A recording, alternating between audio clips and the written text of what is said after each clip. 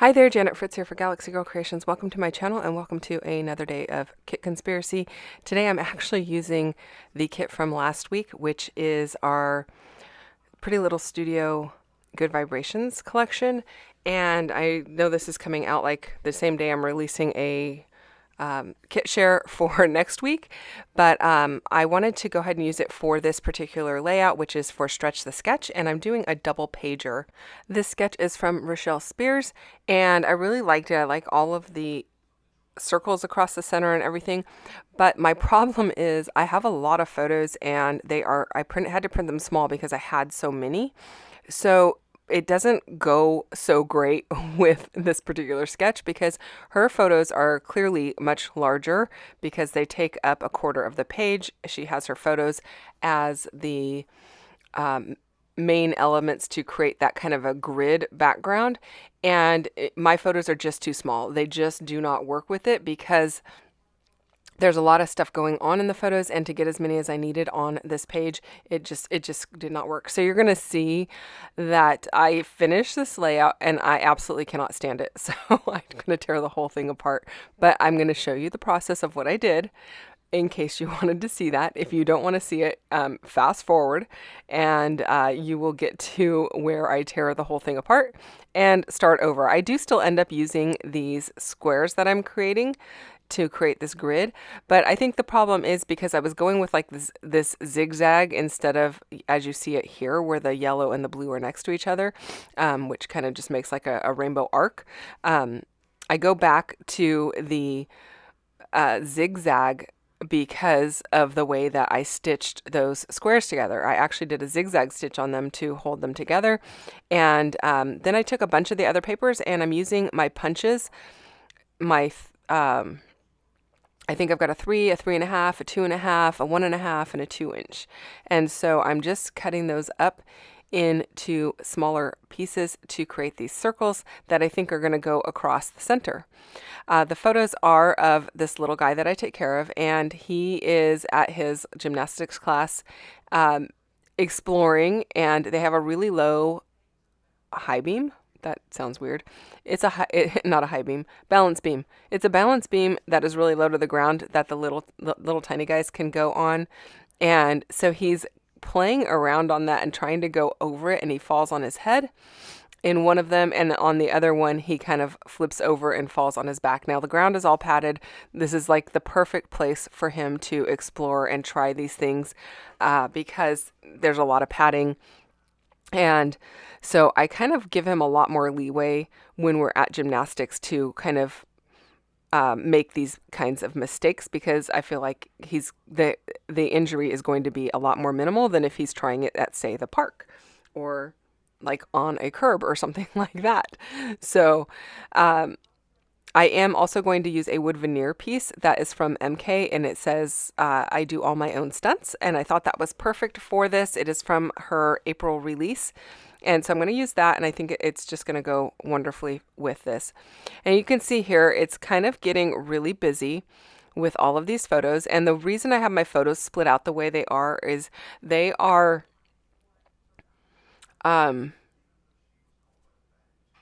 photos that are, oh my gosh, why am I drawing a blank? They're in sequence. So one page is the sequence of him falling, going over the top and landing on his head and rolling over to his back. And the other one, the left-hand page, is 6 photos of him trying out the beam, and it's actually the beam expander, so it's actually bigger than the actual balance beam. It's an expander piece that goes on top of it, but still narrow for this little guy who is only like, not even a year and a half old and doesn't understand the concept of cause and effect. So he's kind of learning that as we go. But I didn't want to cut out any of those photos because in some of them he is looking right at the camera or right at me taking a picture of him, and in like the very first one he's looking at the beam like, should I try this or should I not try it? And I wanted to capture his face. So anyway, I end up going with this diagonal design that you see on the right hand page and popping all of those photos on to the circles, and it looks fine on the right hand page. no problem. But because I went with that zigzag look of the squares, it looks too matchy having the left and the right next to each other like that, and I just didn't like it. So I'm going to keep playing with it a little bit here. I do end up putting some black soot distress ink on these circles to make them pop a little bit, but like I said, I don't like it, so because it looks almost identical page to page, and it just looks like if they were in two separate spaces in my album, it probably would be fine, but because they are next to each other, it just looked too matchy. So I'm going to finish this up because I did finish it. I actually glued the whole thing together, let it sit on my desk for about 2 days, and then I decided I hate it. So I suppose I could have easily like taken the 2 pages and separated them and made them 2 pages and put them in 2 different spots. Actually, they're going in his album, or I could have put one in my album and one in his album, but that really just does not meet the goal of Stretch the Sketch, which is to stretch it into a double page or make it smaller.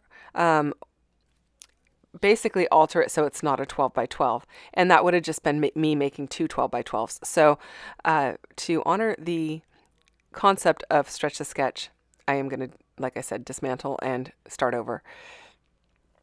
So I did end up putting a bunch of the black enamel dots on, and I felt like that's going to kind of tone things down a little bit because there's so many bright colors going on here. I felt like it was a little bit much. And you can see I've put the wood veneer piece on. I'm adding a couple of black phrase stickers to kind of tone things down. And here is where I decide to go ahead and pry everything up. And yes, it's going to be a hot mess. Yes, some of the papers get ripped. So I have to be creative on how to cover those papers and what to do with some of these circles, because some of them are glued with liquid glue and there is no way I'm going to be able to pull those apart. Some of the liquid glue is dried on to the photos, which I could actually reprint, but my adhesive eraser took that off really easily, so it wasn't a big deal. I didn't have any problems with that. And the black paper is just completely ruined, which is fine. I'm going to take my scissors and I'm going to cut those squares out, and I'm going to cut slightly underneath the colored portion so that you don't see the black outline. Now they are sewn onto that black paper, so some of that black paper is going to remain behind those square elements, and I'm just going to have to go with it. So it was a huge commitment to do this, you guys. Like, I was like, I don't know how this is going to come out, but you know, at the end of the day, it is all just paper. It's just paper and photos, and these are, with the photos being digital, I can always reprint them. It's not a big deal. So have no fear. Just go with it. There's nothing that's getting ruined to the effect that, you know, I can't, well, the paper could get ruined to the effect that I can't use it, but it's not like it's my only paper in my stash, and it's not my favorite paper in my stash. It's not the paper where I'm going, oh, this is so beautiful. What if I cut into it and mess it up? It is just paper, you guys, really. So yeah, it's from a cool collection, but that's okay. Yeah, I'm just prying everything up, and I think I don't make you sit through all of the prying because it does take me a little while, so I don't make you sit through like pulling all of those circles off or anything like that. But it took me a little while to get it all taken apart. And once I get it all taken apart, I'm going to put it back on to black paper. And I'm going to put all of my squares at the bottom, which I know is it's going to be different than the actual sketch, but my inspiration came from the sketch. And I think you can kind of tell that based on what I've got going on. And then I decided, instead of circles, because my circles are so torn up, that I'm going to cut them into stars. And so I'm going to replace them, and I'm going to move that entire center band of circles to the top of my layout. So basically I'm taking that layout and I am stretching it, separating the elements. So all of that circular portion goes up and the squares all go down. I'm a lot happier with how that's coming out so far, and we'll just have to see how it goes. I did decide to use this stencil. It is from the Scrapping Reflections website, and I'll put a link for that down below. And I think this was a collab one that MK and Sandy did. Actually, I think it's one that MK did, and then in a smaller format. And then they kind of work together, and Sandy offers them in a larger format. So I'm pretty sure that's what this one was. Anyway, I am using these stars from Dress My Craft. They are stitched star dies, and I cut a bunch of them out of the circles that I already had cut. And then a couple of them, the torn piece or paper of the circle was like in the center where the star was. So I am going to end up using the circular part with the star cut out of the center. Hopefully that makes sense. In the meantime, we'll see that a little bit later, but in the meantime, I am using some Distress Oxide ink in Squeezed Lemonade and in Cracked Pistachio to do the left-hand page, because I want to do a matching tone from what's at the bottom of the page. And it's not really obvious. It's not a really big difference when you lift the stencil up because it's on black paper, but it's very subtle. And I like the way that it looks. And I really like Distress Oxide on black paper. I think it looks really cool. And so it's just going to be kind of a layer behind all of the stars that I'm going to put across the top of the page. I think it looks nice, and I like the way that it is coming out. In case you're wondering how I am holding it down, those white peg things are actually magnets, and they are sticking to my glass board that is underneath my layout there. I use a glass board from Glassboard Studio for a craft mat, and I think it works great. And I love the fact that it doesn't matter if mixed media gets on it, like the ink is getting on it right now, and it's just going to wipe off and clean up super easily. And I love that it's magnetic, because not only can I hold these stencils on, but I can even put my ruler on there and it will hold that down. It'll hold my paper in place. Yeah, it's just fantastic. So I'm using a little bit of Tattered Rose for this pink area. And if you notice my stencil, I flipped it over. I did wash it off in between doing the left page and the right page so that I don't have any ink on the back side of it. But I went ahead and washed it off, flipped it over, and put it right back down. And I put it a little lower so it's not like identically down on the page, and the orientation is just slightly different, and I think it looks good. So also my stars at the top are going to be different, so that's going to help it as well. So now I'm going to use a little bit of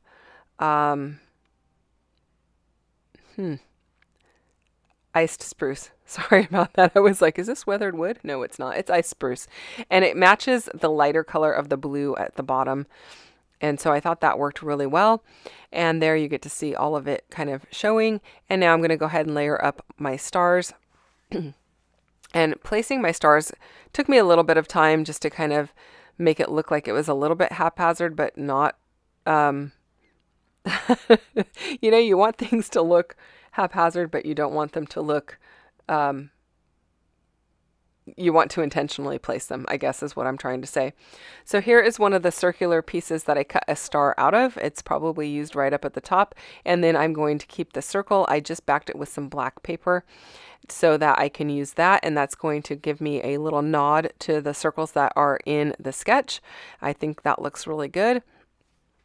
I am also being conscientious of where my photos are, so hopefully my stitching can show, but also I am covering up any ripped paper that is a result from tearing my layout apart. So now I'm just kind of playing with the elements that I already had used for embellishments when I had the layout the opposite way, or in the first, when I first did the layout basically, and then figuring out exactly where I want everything else to be. So trying to center these photos a little bit better, and again playing with just placement and trying to make sure I cover up the torn areas, and it actually works out pretty well. I'm really quite happy with the way that it came out. I like it a lot better. I think it is not as confusing to your eye when you're looking at all of the photos as you go across the page. And I think it makes more sense because the photos are in sequence and you can kind of follow that across with your eye. So I'm pretty happy with the way that this ended up looking. I know this video is super long, you guys. I haven't done a video that is this long in quite some time, actually. And I apologize for that. I tried to cut out quite a bit of it, but I thought you guys would still probably want to see the error of my ways. So hopefully that's interesting to you. You know, it doesn't always work out the first time the way you intended, and it's okay to take it apart and try again. Think that is a good way to look at it. And I know a lot of people struggle with like mixed media and cutting into their favorite papers and all of that, but I don't know. I just tell myself it's just paper. It's just paper. And it's okay if it doesn't come out the first time. You know, it doesn't happen that often for me that it doesn't come out the first time, but it does happen every once in a while. And this was one of those cases. It was a combination of the layout and the papers were so busy and my photos were not appropriately sized for those big circles. So, yeah, combination of things going wrong in this particular layout. Now you can see I used one of those circular pieces with the black star in the middle, and I think that I like that. I think it just kind of draws your eye across. I'm also using one down here at the top, at this, I don't want to call Good Stuff the title. I don't know if that's actually the title or if the wood veneer piece that says I do all my own stunts is the title. Either one could potentially be the title. I don't really put a lot more emphasis on one versus the other, and so it is what it is. I did leave this cluster together because it was glued so well. I was like, I'm not even going to try and take that apart, and I think it looks fantastic right up here at the top. Adding some black enamel dots back in. You can see I pulled all those black enamel dots off. They're up at the top of the screen there. I'm going to be adding those back, and then I have another one of those circular pieces with a black star down here where it says Good Stuff, and I like how that's looking, and adding another black label so I can do a little bit of journaling there. I'm going to keep this embellishment cluster a bit smaller, and I'm liking the way that looks. I will be adding a little bit of a journal or a little bit of a cluster at the top of those photos on the left hand side, but not a whole lot. It's going to be very simple. Trying to use the pieces that I already have had in play earlier in creating this layout. So my stars are at the top now, are glued down a bit, and they're not going all the way across, as you can see, and I'm totally happy with that. It's going to keep the focus kind of centrally located. I did back that big orange circle with black, but I just didn't fit very well, so I kind of ditched that and went with another one of these striped ones. And I think that's okay. It does kind of match the opposite page, but I'm okay with that at this point. It's not like you could fold it in. I don't know. It's just it looks fine to me. So much better than it looked earlier. I'm a lot happier with the way that this is coming out. Now I did leave plenty of room for journaling because I'm probably going to tell a little bit about his gymnastics, which I don't know. I don't know if he's ever been to gymnastics with anybody else. Maybe he's been once before with one of his parents or his grandparents, but usually I'm the one who takes him. So I'm going to probably put a little bit of writing in there. I might actually add a little QR code also to this so that they have a little video of him doing some of the things that he does at gymnastics. And that is it, you guys. I hope you enjoyed this video.